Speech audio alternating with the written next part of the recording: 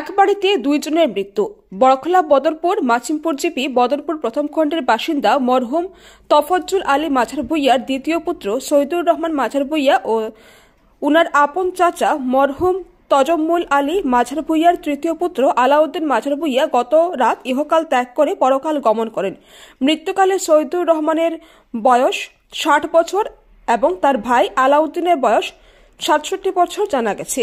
সৈয়দুর রহমান রেখে গেছেন বিবি, ২ পুত্র ও ২ কন্যা সন্তান সহ ভাই, বিরাদ, আত্মীয়স্বজন এবং আলাউদ্দিন মাঝার ভূঁইয়া রেখে গেছেন বিবি, ১ পুত্র ও ৪ কন্যা সন্তান সহ ভাই, বিরাদ, আত্মীয়স্বজন।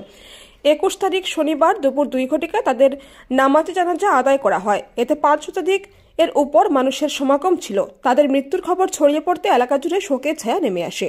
প্রাক্তন গ্রুপ সদস্য সৈয়দ আহমেদ লস্কর ওরফে আলী তাদের মাগফিরাত কামনা সহ পরিবার পরিজনদের প্রতি গভীর সমবেদনা জ্ঞাপন করেন।